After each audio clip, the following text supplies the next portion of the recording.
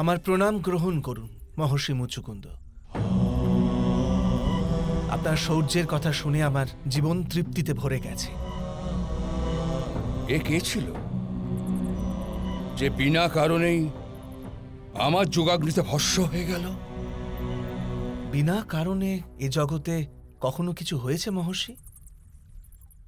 হয়তো আপনার যোগাগ্নিতে ভস্ম হয়ে যাওয়াই ওর নিয়তিতে ছিল, আর একে ভস্ম করার জন্যই হয়তো ঈশ্বর আপনাকে রাজ্য ত্যাগ করে তপস্যা করার প্রেরণা দিয়েছিলেন। কে বলতে পারে? কিন্তু আপনার তপস্যায় বিঘ্ন ঘটানোর জন্য ক্ষমা করবেন। এবার আপনি নিশ্চিন্তে আপনার তপস্যা শুরু করতে পারেন।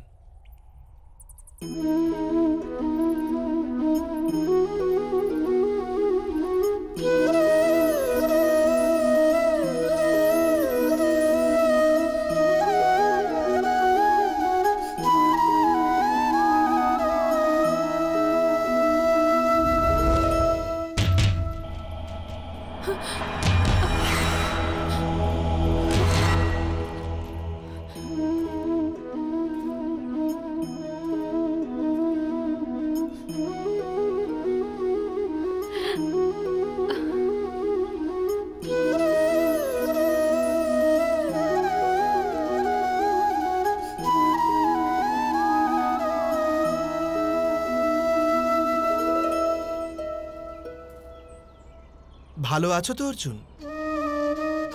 প্রণিপাত বাসুদেব। না,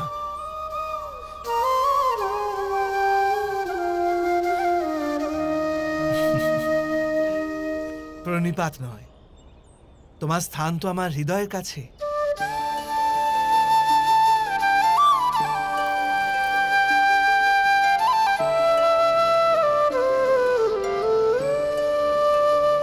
আমি বলেছিলাম না কুমার অর্জুন, আমার ভ্রাতার কাছে অবশ্যই কোনো পরিকল্পনা আছে।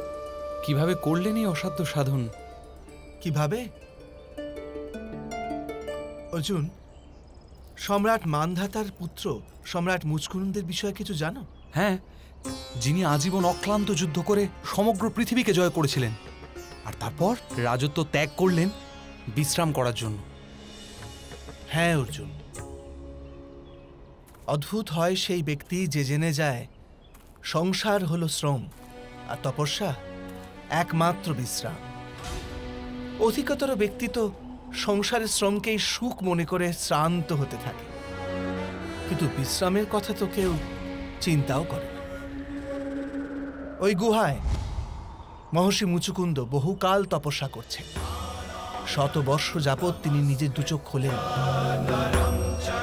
ওনার তপস্যার ফলে এত শক্তি একত্র হয়ে গিয়েছিল যে প্রথমবার যখন তিনি চোখ খুলতেন, ওনার দৃষ্টি যার উপর পড়ত সে ভস্ম হয়ে যেত। কাল্যবনের অদৃষ্টে এমনই মৃত্যু লেখা ছিল। আমি কেবল নিমিত্ত আর নিয়তির মিলন করিয়ে দিয়েছি, ব্যাস।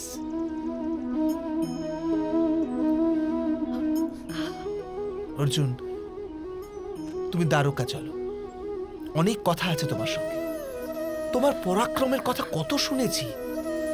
হস্তিনাপুর থেকে এসেছে যে প্রবাসীরা, তারা বলছিল তুমি বাণের ছত্র প্রস্তুত করে ভেঙে পড়া প্রস্তরখণ্ড থেকে নিজেকে রক্ষা করেছ।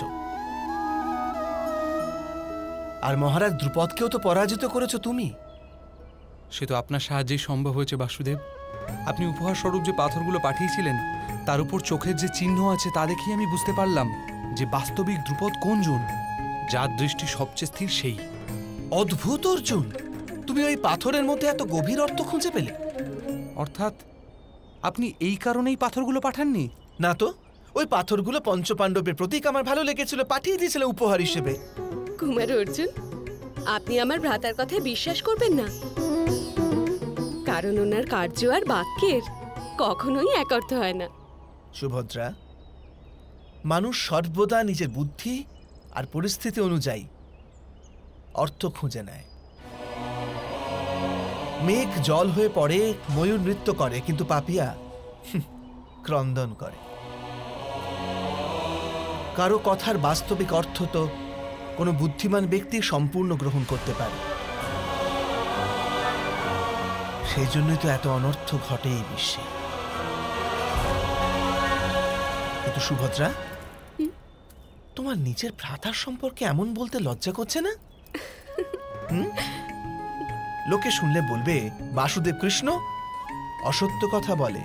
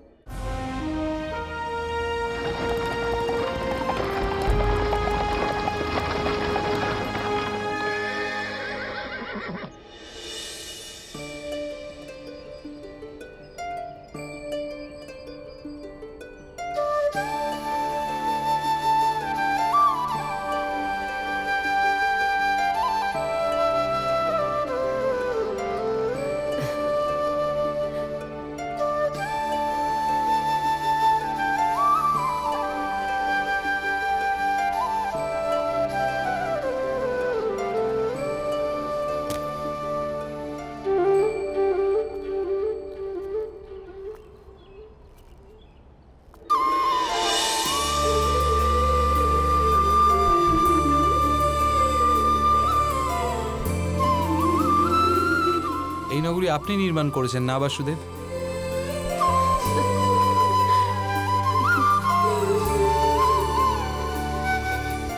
কত সমৃদ্ধ হয়ে গেছে এত অল্প সময়ের মধ্যেই।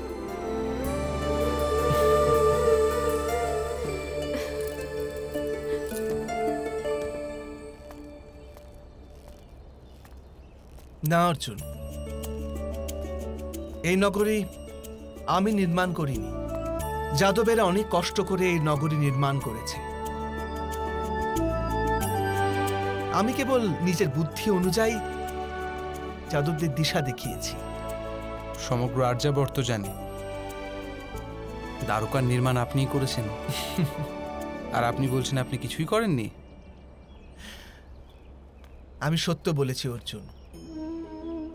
বাস্তবে আমি কিছুই করি না। আর যে কথা বুঝতে পারে যে বাস্তবে সে স্বয়ং কিছুই করে না, তার দ্বারাই কোনো মহৎ কার্য সম্পন্ন হতে পারে।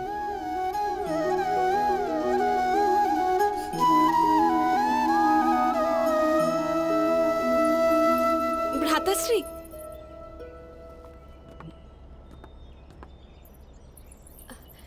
আপনারা নগরে প্রবেশ করবেন না? এখানেই দাঁড়িয়ে সব কথা বলবেন? সুভদ্রা, অবশ্যই। তুমি অর্জুনকে নগরীতে নিয়ে যাও। আমাকে একটা অত্যন্ত গুরুত্বপূর্ণ কাজে যেতে হবে। কিন্তু আমি শীঘ্র ফিরে আসব।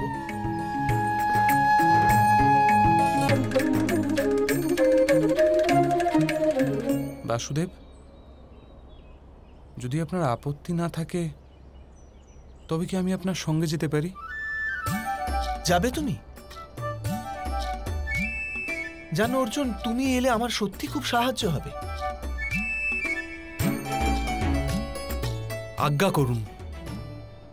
কিন্তু স্মরণে রেখো অর্জুন, এই কার্য তোমার জন্য অত্যন্ত কঠিন হবে। বাস্তবিক এই কার্য তোমার জন্য ভয়ানক কঠিন হতে পারে।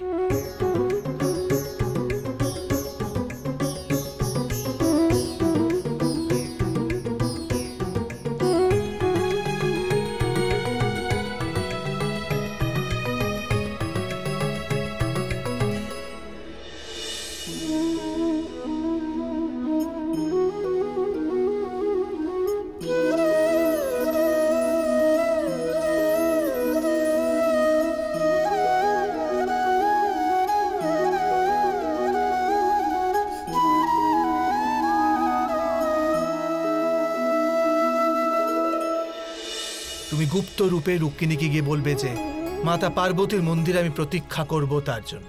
চুপিসারে মাধব, কি বেশ ধারণ করবো আমরা? আমি গোয়ালার ছদ্মবেশ ধারণ করব।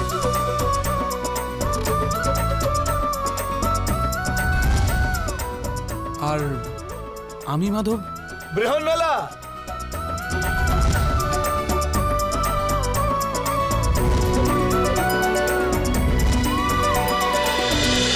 মহাভারত।